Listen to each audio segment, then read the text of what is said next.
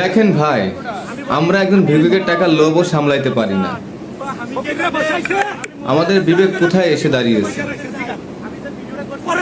একজন ভিক্ষুক, সে সারাদিন মানুষের কাছে টাকা চেয়েছে, কিছু টাকা সে উপার্জন করে, সেই টাকার লোভটা আমরা সামলাইতে পারতেছি না। আমাদের বিবেক আসলে কোথায় এসে দাঁড়িয়েছে? দেখুন এই ভিডিওটা ভালো করে।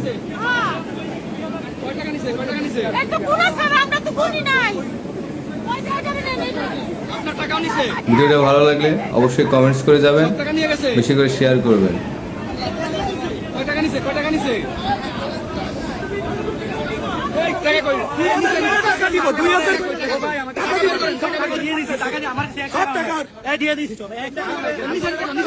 আমি এটা প্রমাণ করতেছি, আমি একজন সাংবাদিক।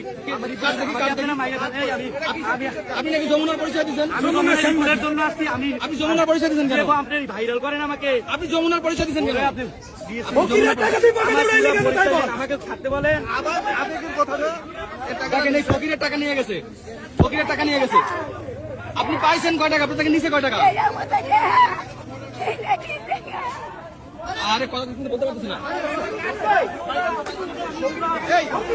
ভাই, মাইরেন না, পুলিশে পুলিশে দেন, পুলিশে দেন, না না এরকম মারেন না, এরকম মারেন না, মারেন না, আমাকে মারতে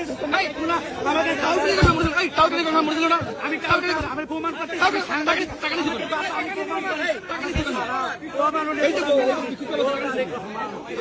কেন? টাকা নিচ্ছেন কেন? আমি কেন নিচ্ছি জানো? আমি বুঝাইতে চাইছি, যার কাছে 1,83,000 টাকা আছে তার টাকার দাও খরচ, টাকার দাও খরচ, টাকা দাও জায়েজ নাই। আমি দেখাই, আমার দেখ, আমার মোবাইলটা আমি এই দেখো, আমি এখানে ফোন দাও, আমি একজন চেষ্টা পেলার জন্য দেখতে করতে আইছি, আমি কাজে আছি। আমার হাতে সুই দেখো, আমি টাকা দিয়ে দিছি, আমি কেউ টাকা খাই, আমি এটা আমার কথা শুনুন, ছাড়তে পারলাম। আমার একটা পেজ আছে ফেসবুকে, লাইভ ভিডিও, আমি শোন, আমি ভদ্র মানুষ, আমি একটা এডুকেটেড মানুষ। আরে এটা শুনতে চাই না, ঠিক আছে।